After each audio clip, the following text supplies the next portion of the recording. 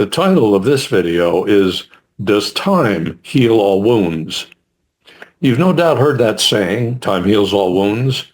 So why then do you still feel wounded from childhood, as well as having grief and anxiety and regret and hurt and worry and resentment and depression? Some people spend years in therapy trying to not only figure out how to heal their past, but also searching for ways to move past their past.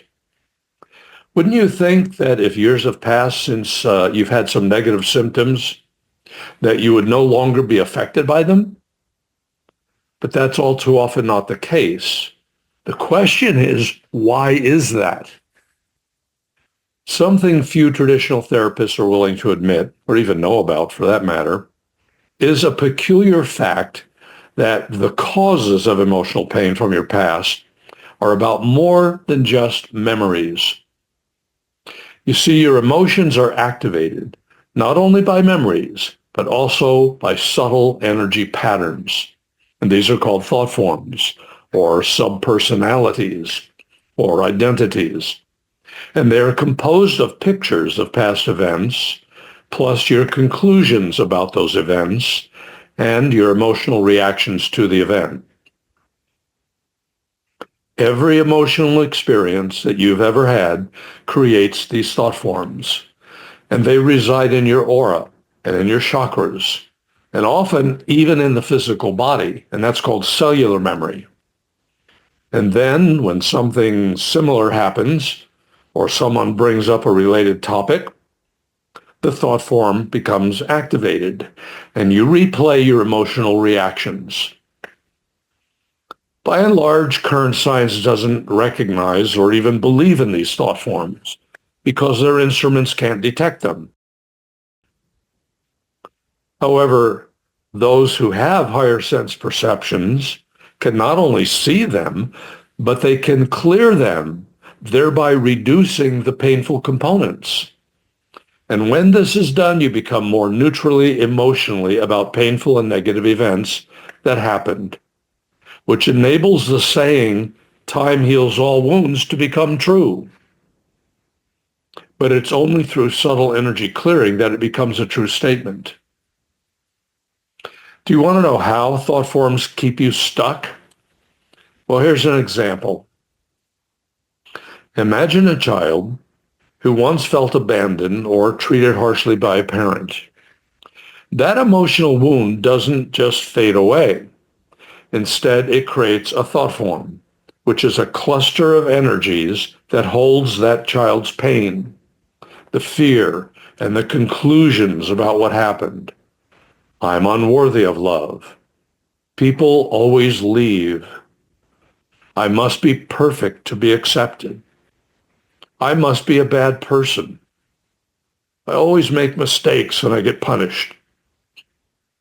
And then when the child grows into adulthood, these thought forms remain embedded, influencing that person's relationships, their self-esteem, their ability to trust. And then one day, something seemingly small happens. A friend gets mad. A romantic partner starts an argument and turns cold. Or someone at work says, your performance isn't good enough. And suddenly, without warning, a wave of deep hurt, anger, and anxiety arises, maybe all out of proportion to the actual event. Why? Why would you wonder, where did that come from? Because the old thought form has been triggered and activated. The energy that was stored long ago is reactivated, and the person relives the same emotions from childhood as if they were happening in real time. So it's not just a memory, it's a living energy pattern that continues to shape the person's reality. And this is why time alone does not heal all wounds. Healing requires a conscious process of recognition, release, and then transformation. And there are certainly ways of accomplishing this. As if the idea of subtle energy thought forms isn't enough of a challenge to conventional science and therapists, there is one more possible source of these thoughts that you think and feel, the emotions you feel. You see, there's another stored energy thought form that people have, and that is programs and patterns that you acquire from other people. So here's a list of some of the more common ones. These are thought forms that can transfer to you from someone else. So groups you've been part of, certainly people you've had relationships with, your ancestors, people you come in contact with and interact with, even casually, like in a grocery store, people you have emotional reactions to, and most certainly the people you live with. Now, I know that most people are unaware of this fact, and therefore they accumulate a great deal of subtle energies throughout their lifetime. They have no idea of the degree that they're being affected by the energy that they've picked up from other people. So you acquire energy patterns from your family, naturally from your ancestors, but also from your friends, your business associates, and even people that you engage with socially. These energy patterns or thought forms attach to you in the form of thought forms which contain memories, beliefs, and emotional reactions. They're like little bubbles of captured energy from an event that happened to you. And they can be reactivated and they can replay. So they attach themselves to your body or to your aura or to your chakras, and they can sit there until they're activated, and they'll replay their programs, usually subconsciously, especially when a memory is activated. Now, let me tell you a personal example of this. A number of years ago, my right shoulder, it had a pain in it that would not go away. It bothered me for over a year. I had a number of massage therapists work on it. Chiropractors worked on it to try to give me relief, to no avail. I tried using a variety of pain-relieving lotions. I tried using a vibrator, frequency machines, infrared lights, and practically every other suggestion that people proposed. None of them gave me permanent relief. Then, one day, a friend of mine who happens to be a clairvoyant energy healer was visiting me, and I mentioned the problem to her, and I asked her to see if she could help. Within seconds, she said, "Who is Sarah?" And I thought, well, that's a strange question to ask about my shoulder. And I said, well, she's a person I knew decades ago, but I no longer had contact with her. My healer friend then said, the energy in my shoulder was from that person, and then she proceeded to remove the thought form. Within seconds, the pain was gone, and it has never returned. Now, this would undoubtedly baffle any conventional scientist. They'd be inclined to dismiss it as a coincidence. And I might also have considered that if it were not for the fact that I had tried numerous therapies over years, trying to no avail, and the pain disappeared this time within a few seconds, when my clairvoyant friend said that she saw the thought form and she pulled it out. I thought it was remarkable enough that she identified the thought form from a specific person that she had no way of knowing and whom I haven't even seen or thought about in years. I found this to be really astonishing. So in this case, it can accurately be said that no amount of time heals all wounds. It is an extraordinary concept that you can acquire energies imprinted with beliefs and programs from other people and even organizations. But that is exactly what happens. For instance, every group you've ever belonged to has interests, rules, beliefs. And by being a member of that group, you submit yourself to taking on what the group's purpose is and what characteristics and beliefs they transfer to their members. And this can include social groups, fraternal groups, religious groups, special interest groups, internet groups, and certainly political parties, but also employers, governments, and even informal groups, get-togethers with your friends.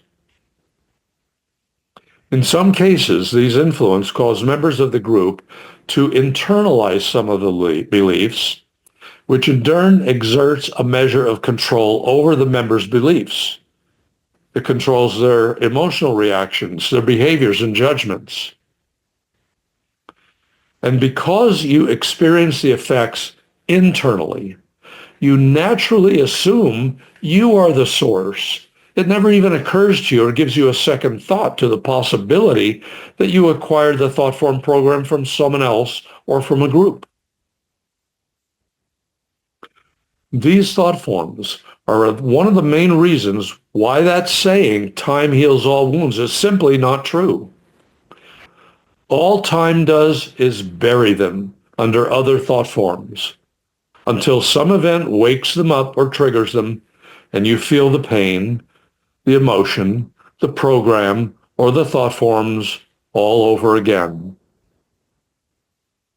If you find yourself thinking thoughts that are not characteristic of you, or you are reacting emotionally spontaneously, now you know there's a good chance where they might possibly be coming from and why it is not true that time heals all wounds. However, this is just part of the problem. There's a bigger issue. What do you do about these thought forms? All subtle energy patterns contain programming, and these programs influence the way you think, believe, and emotionally react. Now, time may acclimate you to the energies, so you kind of get used to them, and you think, well, they're just part of me. But the thought form programs will continue to affect you. And they're operating, remember, at a subconscious or unconscious level.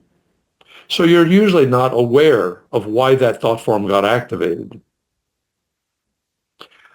Since thought forms acquired from other people are not your energy, they can create disharmony in your energy field and cause you to think and feel and react in ways that you would not if you were fully clear of these energies.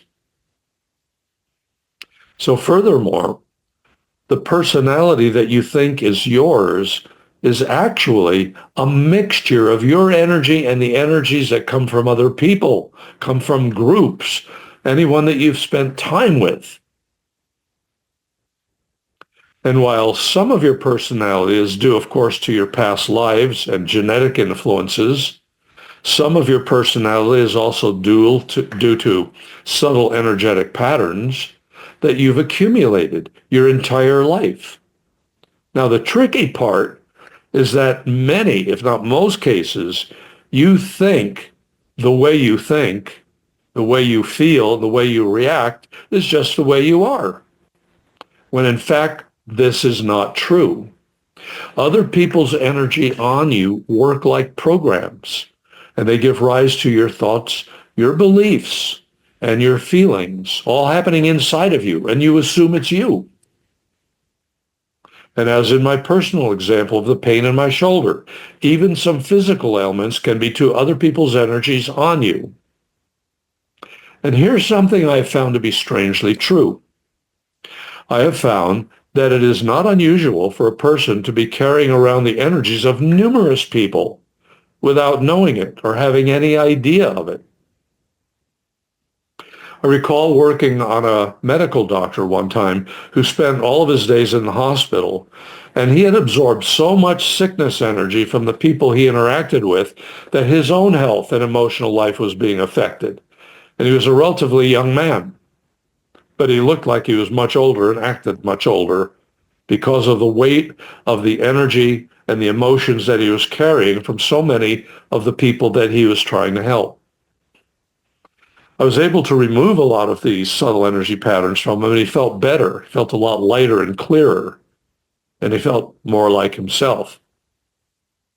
But anyone who has a career that especially puts them in those kinds of situations needs to do regular subtle energy clearing. Now, because these energy patterns are invisible to normal perceptions, people do not ordinarily realize that what they're feeling or how they're reacting or even how their health is perhaps going, how it could be influenced or even maybe caused by someone else's energy on them. And how could a person conclude otherwise? People are usually only aware of what their senses tell them, or maybe what a doctor or therapist tell them. And none of those sources of information are usually attuned to subtle realms where these thought forms are. Now, once you clear the energy of others off of you, you're going to recognize the difference in how you feel when someone else's energy is on you and when you are clear.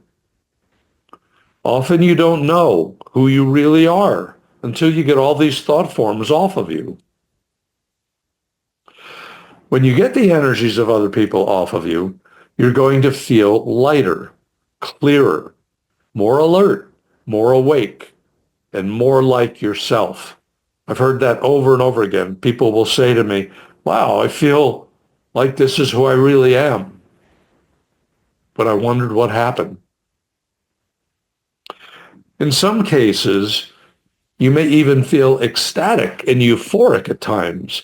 I've seen people become giddy for a while because they began to feel their true being in their soul for the first time in a long time, or perhaps ever. But now we come to the critical part of this topic.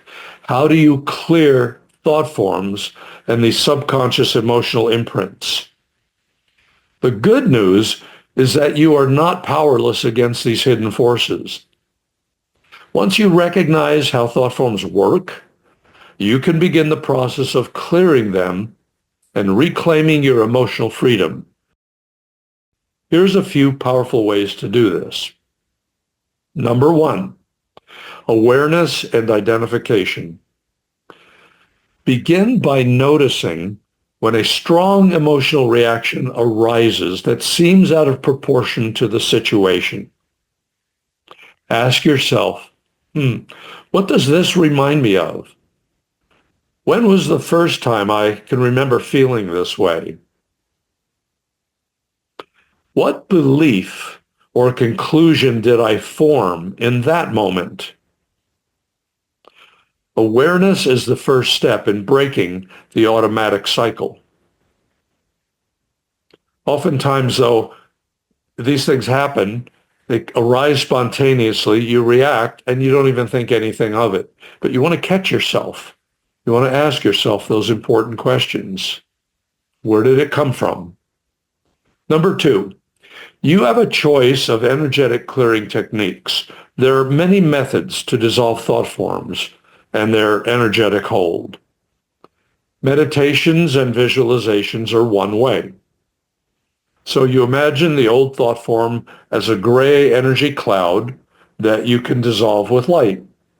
So you can use your imagination. Imagine that the feeling of being depressed, for instance, is this little gray cloud in front of you, and then you blast it with a laser beam of white light or golden light, and it disintegrates. That's one way of actually removing the subtle energy pattern and dissolving it. A second way is with breath work and what's called somatic release. You engage in deep breathing or movement practices to release the stored emotions from your body. Sometimes you've probably noticed that simply taking a deep breath brings you relief. So try inhaling to the count of 5 through your nose and then exhaling through the count of 5 through your mouth.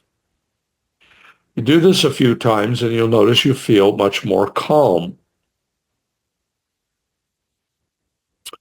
A third way is with the use of specific guided healing meditations.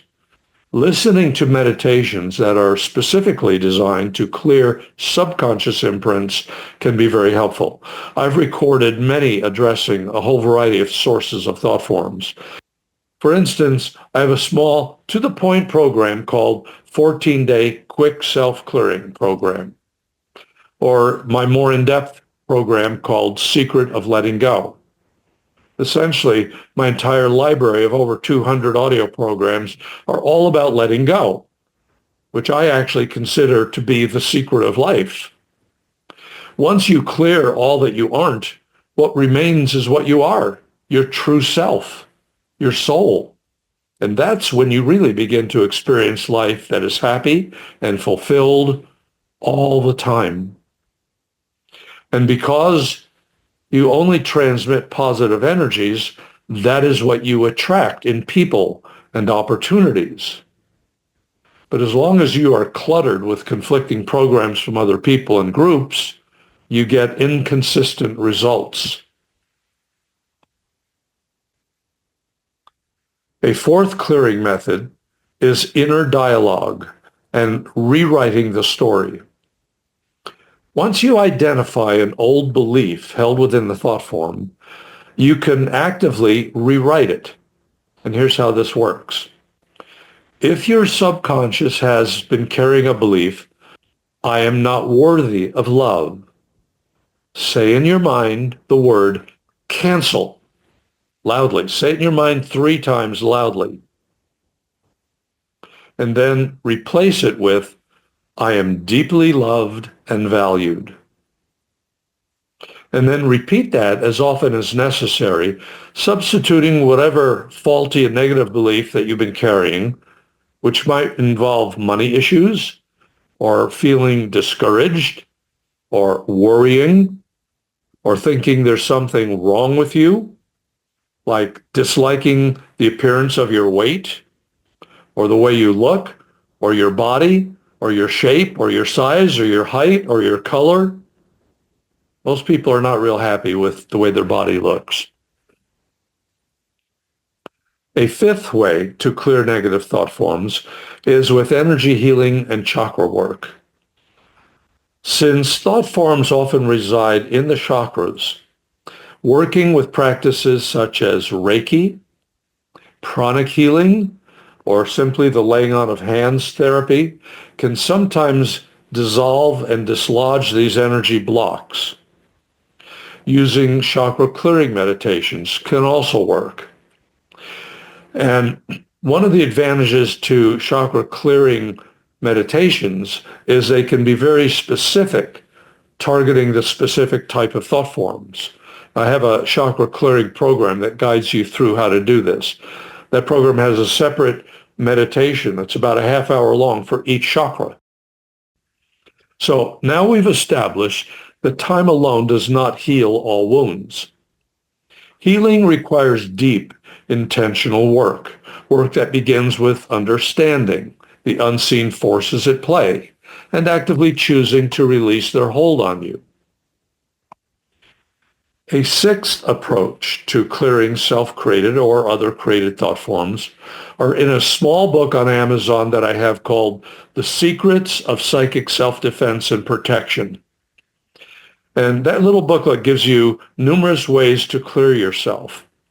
And just one of the methods mentioned in this book is one of my favorite methods I call the violet tornado. I've used this method myself for over 40 years. And I've always found it to be very effective in clearing negative energy or other people's energy in my space. And I like this method because it is easy and it works quickly. Now I'll tell you how to do it. You can either do this sitting or standing. It is more difficult when you do it lying down, because in this case, it's easier to visualize when you're sitting upright or you're standing. It's also easier if your eyes are closed.